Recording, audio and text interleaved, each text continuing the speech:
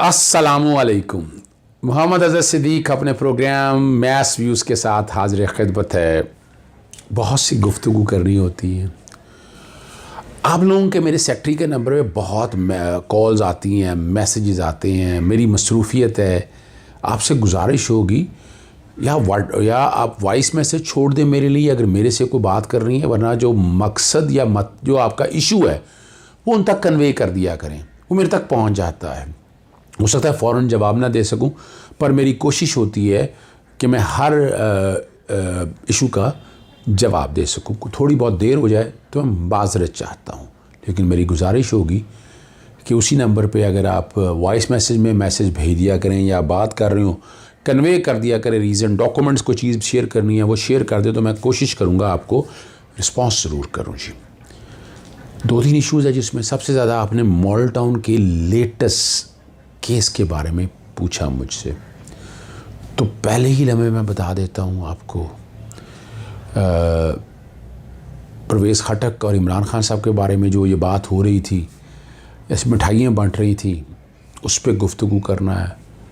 Budget का इजलास पास होने के हवाले से असेंबली के अंदर जो मछली मंडी बनी और जो मैंने चेहरा दिखाया उनको, उस पर गुफ्तगू करना है। सबसे पहले ये एक नोटिस है लाहौर हाई कोर्ट की तरफ से वसूल हुआ है, बैकग्राउंड पे चल रहा होगा, डिप्टी रजिस्ट्रार रिट की तरफ से आया है और उन्होंने यही इन्फॉर्म किया है कि जो 17 जनवरी 2022 को जो केस लगा था उसकी लिस्ट कैंसिल हो गई है।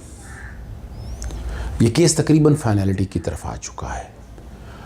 अब नवाज शरीफ या इनके रफ़क़ाए कार, आपको पता है वो कोई कांस्टेबल तो इतने महंगे वकील कर नहीं सकता। ये नवाज शरीफ और उनके करीबी हमारियों ने ही, शहबाज शरीफ वगैरह ने वकील किए हुए हैं और हर एक को पता है कि सियासी ताल्लुक़ क्या है। अब ये भाग रहे हैं और उन्हें चाहिए मेरिट पे बहस करें, इस केस को ख़त्म होना चाहिए। ये कोई इतनी बड़ी रॉकेट साइंस नहीं है। और मैं आगे चलने से पहले बताता चलूँ, बड़ा सिंपल सा इशू है। एंटी टेररिस्ट एक्ट के तहत सेक्शन 19 के तहत GIT बन सकती है नहीं, 19 सेक्शन बैकग्राउंड पे चल रहा होगा। GIT बन सकती है या नहीं, और इसमें बड़ा क्लैरिटी के साथ मुस्तफ़ा इम्पैक्स का केस, वो सारी तफसीलात कि वो फ़ैसला तो हो चुका है GIT बनने का। उनकी जगह बंदे आगे पीछे होना या तब्दील करना वो कोई एडमिनिस्ट्रेटिव एक्शन है, इट मेक नो डिफरेंस। और ये इतना बड़ा इशू है नहीं कि इतने अरसे से ये ज़ेरे इल्तवा है। और मैं सुप्रीम कोर्ट के ऑर्डर्स वगैरह जो चीज़ें रेलेवेंट है वो मैं बैकग्राउंड पे ज़रूर चलाऊँगा। आपको पता है कि यहाँ कितने लोग शहीद हुए, कितने ज़ख्मी हुए और कितना बड़ा ऑपरेशन था, कितने SP इन्वॉल्व थे, कितने DSP, कितने SHO, और वो सिर्फ़ और सिर्फ ना एक जो बैरियर लगा हुआ था उसको उठाने के लिए गए थे और उस पर भी हुक्म इम्तनाई था, स्टे मौजूद था। इन सारे मामला जब ये चल रहे थे, मेरे से मशवरा हुआ तो मैंने एक ओपिनियन दिया कि जब तक आप GIT नहीं बनाते, इन्वेस्टिगेशन होनी है इस मसले की। सुखेरा साहब कोयटा से चले स्पेशल जहाज़ के ज़रिए पाकिस्तान में आए पंजाब में आए, IG अपॉइंट हुए और ये पूरी पिछले IG वगैरह ने इनकार कर दिया था इस तरह का कोई भी एक्शन करने के लिए। तो ये गॉड फादर, ये सिजल माफिया क्यों हैं? कोलंबियन मॉडल क्या है इनका? यही आपके लिए बहुत बड़ा वाक़या है। जिस तरह ये बर्बरियत हुई, इसको मंतकी अंजाम तक पहुंचना ज़रूरी है। उन्हीं में एक शहीद तंजीला अमजद हैं, उनकी बेटी बिस्मा अमजद ने चीफ जस्टिस ऑफ पाकिस्तान, जो उस वक्त बहुत खिदमात हैं जनाब जस्टिस साकिब निसार साहब की, और अपनी वालदा फूफो और दीगर शहदा की GIT के इंसाफ के लिए, GIT मॉडल टाउन के इंसाफ के लिए GIT की तश्कील करने की दरख्वास्त थी। 6 अक्टूबर 2016 को चीफ जस्टिस ऑफ पाकिस्तान की सरबराही में 2 रुकनी बेंच ने इस दरख्वास्त पर समाअत की और 19 नवंबर 2018 को मिस अमजद की दरख्वास्त पर एक लार्जर बेंच तश्कील दे दिया, जिसकी सरबराही जनाब chief justice of Pakistan justice मियाँ साकिब निसार थे, जस्टिस आसिफ खोर साहब, 5 जजेस थे। और 5 दिसंबर 2018 को इन तमाम के वकला की मौजूदगी में नोटिस हुए तमाम मुल्ज़मान को। यह रिकॉर्ड की बात है। और समाअत की, फ़ैसला हो गया और हुकूमत पंजाब ने कि हम JIT बनाना चाहते हैं। तो इस बुनियाद पर मामला बॉर्न फ्रूट का लफ्ज़ इस्तेमाल हुआ, ऑर्डर चल रहा होगा और ये फ़ैसला हो गया। फिर 3 जनवरी 2019 को JIT बन गई। जब JIT बन गई उसी वक्त चैलेंज करना चाहता है, नहीं चैलेंज किया इन्होंने और JIT ने तफ्तीश शुरू कर दी और 14 जनवरी से 20 मार्च के सामने मुतासरीन की तरफ से तमाम ज़ुबानी और जो सबूत थे वो दस्तावेज़ात शहादतों की शक्ल में और बाकायदा तफ्तीश की गई। JIT ने मनसूबा साज जो है ना नवाज शरीफ और जब शहबाज शरीफ और राना सनाउल्लाह से जब इन्वेस्टिगेशन शुरू की तो इनकी नींदें आराम हो गई। आपको याद है मॉल टाउन के अंदर गए थे, फिर उन्होंने अपनी जो भी तरीका वारदात है मैनेज करने में मास्टर हैं, इन्होंने घोड़े दौड़ा दिए और कि JIT में अगर गुनाहगार हो गए तो इंसदाद दहशतगर्दी में बड़े मसाइल बन जाएंगे इनके लिए और कहीं ट्रायल का आगाज़ ना हो जाए। 22 मार्च 2019 को लाहौर हाई कोर्ट के फुल बेंच ने पहले ये रिट दायर की, डिवीज़न बेंच के पास आई, जस्टिस मोहम्मद कासिम खान कर रहे थे, जस्टिस जावेद गुराल साहब कर रहे थे। तो सवाल उठाया ये कैसे आ सकती है सुप्रीम कोर्ट के सामने रखते हुए। उन्होंने कहा कि मेंटेनेबिलिटी पे बात है। उन्होंने कहा जी हम दरख्वास्त देते हैं और एक एडमिनिस्ट्रेटिव तौर पर ऐसी दरख्वास्त दे दी गई और चीफ जस्टिस ने बगैर कुछ सुने बेंच बना दिया और मैंने बकायदा दरख्वास्तें दायर की कि आप बेंच नहीं बना सकते, इस तरह से केस आप नहीं ले सकते एक जज से, जब कहा ही नहीं है, बेंच ने खुद ही नहीं कहा। ये सारा काम जो मैं समझता हूँ अनकॉन्स्टिट्यूशनल था और इलीगल है, छोड़ें इस बात को। और फिर बाकायदा जो है फुल बेंच बना। एडवोकेट जनरल ऑफिस को फिक्सेशन और बेंच की तश्कील का बिल्कुल पता नहीं चल सका। जब समाअत हुई एडवोकेट जनरल मौके पर मौजूद नहीं थे, जब मौके पर पहुँचे तो फ़ैसला हो चुका था। जब एडवोकेट जनरल पंजाब ने इस सारे मामले में अपनी आवाज़ उठाई तो तौहीन अदालत का नोटिस जारी कर गया और ये रिकॉर्ड की बातें हैं कि उन्हें अपने ओहदे से अहमद अवैस साहब को हाथ धोने पड़े। 24 जनवरी 2019 को डिवीज़न बेंच ने कई सवालात उठाए थे मेंटेनेबिलिटी के और सुप्रीम कोर्ट के फैसले के बनने वाली रोशनी वाली में JIT के ख़िलाफ़ किस तरह समाअत करते हैं। और इस तरह मुलजमान के वकील ने एक और रिट पटिशन दायर की 20 फरवरी 2019 को, जो एडिशनल रजिस्ट्रार को फुल बेंच बनाने के लिए दरख्वास्त दी गई और ये दरख्वास्त मैंने आपको पहले बताया रेगुलर नहीं दी गई। 5 मार्च 2019 को ये दरख्वास्त एडिशनल रजिस्ट्रार के साथ chief justice Lahore high court में पेश कर दी गई और एडमिनिस्ट्रेटिव साइड पे लगा दिया गया और बेंच बन गया। अब यहाँ आप अगर आप इन सब चीज़ों को देखें तो आप समझ सकते हैं कि ये क्या कुछ हो रहा है रेगुलरली। और 22 मार्च को समाअत से आधा घंटा पहले लिस्ट निकलती है और फुल बेंच इस केस के दरमियान JIT की समाअत करता है और एडवोकेट जनरल को सुने बगैर ही नोटिफिकेशन को मुअत्तल कर दिए। ये 2-1 का फ़ैसला है, ठीक है जी। और जस्टिस मलिक शहजाद खान, जस्टिस कासिम खान साहब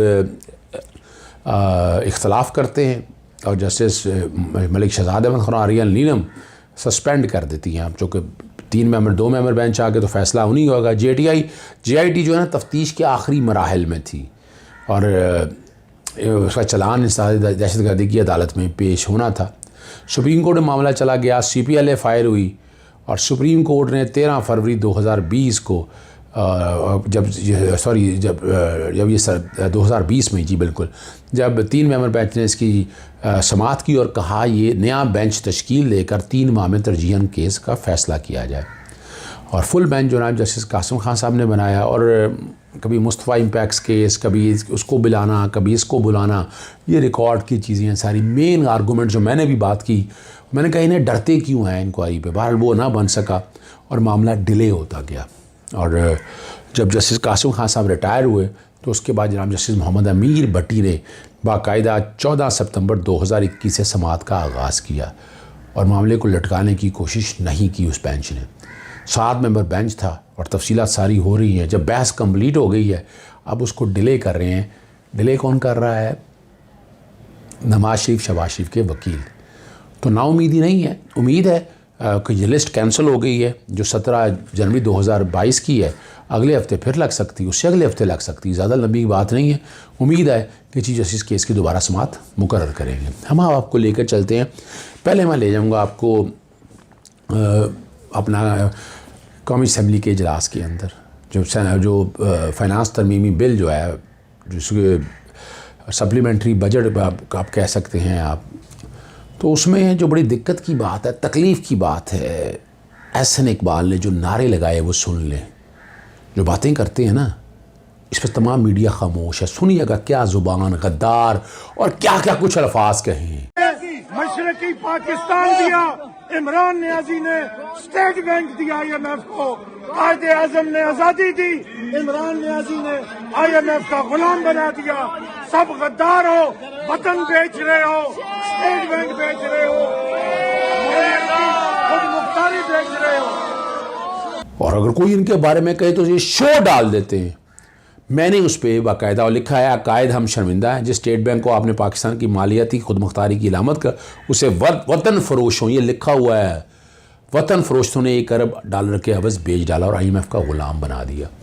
इतना बड़ा एलिगेशन है, मेरी समझ से बाहर है। क्यों इनके ख़िलाफ़, ऐसे इकबाल के ख़िलाफ़ मौजूदा हुकूमत ने एक्शन लिया? बहरहाल छोड़ें, लेकिन जब उन्हें जस्टिफाई करना, मैंने उनको मुफ्त मशवरा दिया ट्वीट में, खाली सियासत मत करें बल्कि अमली कदम उठाएं, अदालतों का दरवाज़ा खटखटाएं। आपके पास बेहतरीन सैनेटर वकला मौजूद हैं, आपकी जमात के अंदर मौजूद हैं। बस बहरहाल कोशिश मैंने की, और पार्लिमानी इजलास इससे कबल जो हुआ और जो बातें कही गई कि जनाब वज़ीर आज़म और वज़ीर दफ़ा आमने सामने आ गए और मिनी बजट बिल पर कुछ शिकों पर एतराफ़ हैं। जुमेरात वाले दिन जब ये मामला वज़ीर आज़म की ज़ेर सदारत पार्लिमानी पार्टी का इजलास हुआ तो वज़ीर दफ़ा परवेज़ खट्टक और सीनियर इमरान खान तल्ख़ जुमलों का तबादला हुआ। हालांकि मेरी इन्फॉर्मेशन के मुताबिक तल्ख़ जुमला का इशू नहीं है। सिंपल सा बात बता देता हूँ, परवेज़ खट्टक का गिला बड़ा जायज़ है।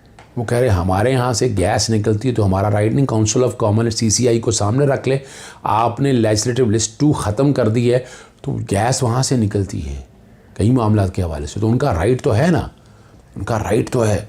तो वो एक गिला था, लेकिन और लड़ाई उनकी थी मिनिस्टर एनर्जी या के हवाले से कि उस पर क्यों काम नहीं किया गया। और ये था, नूर आलम खान साहब ने भी अपने तहफ़्फ़ुज़ात का इजहार किया कि बिजली और सुई गैस जैसी सहूलियत आवाम को सस्ती ना दे सके तो फिर आइंदा इंतखाब में उनके सामने कैसे जवाब होंगे। अच्छा, मैं यहीं एक बात, मैं एक ट्वीट चला रहा हूँ इम्तियाज़ गुल साहब का, ये आपके बैकग्राउंड पे ये साथ चलेगा।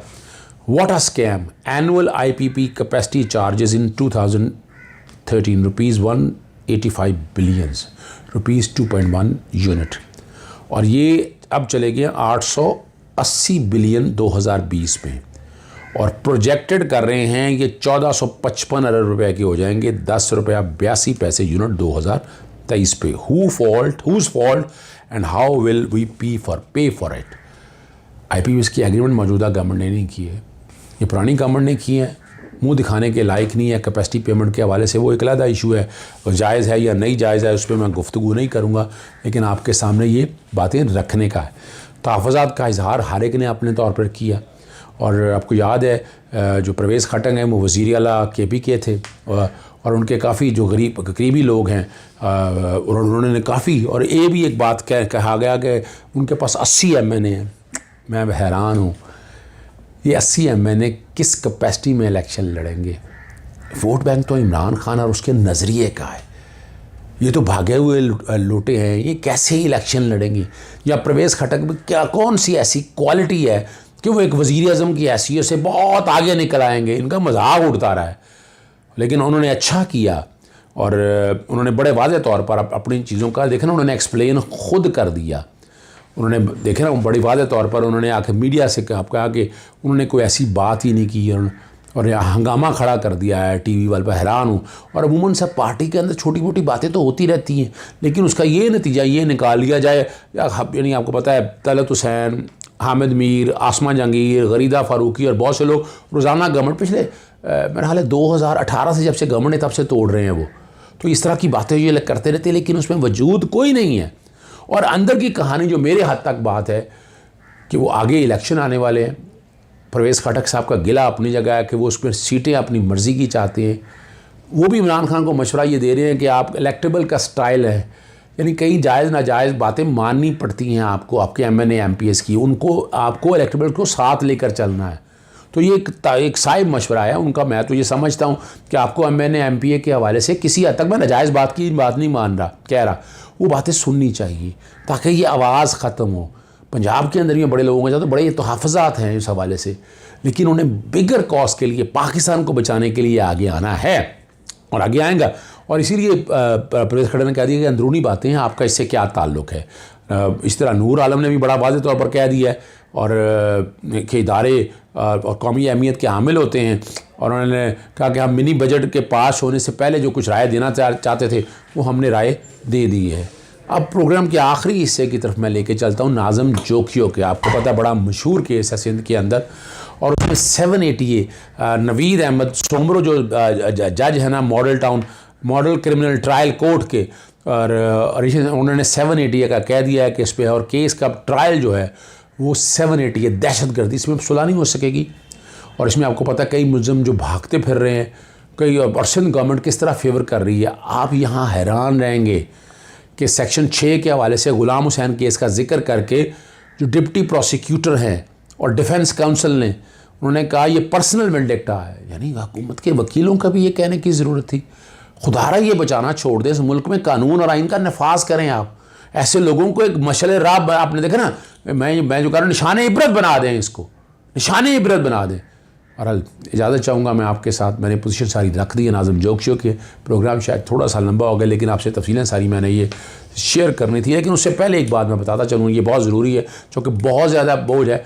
हुकूमत की जिम्मेदारियाँ पूरी ना करने से अदालतों पर बोझ पड़ता है। ये मैं 100% इस बात पर इत्तफाक करता हूँ कि छोटी झूठी और आम चीज़ें जो हुकूमत को करनी चाहिए नहीं करी, इससे अदालतों पर बोझ पड़ता है।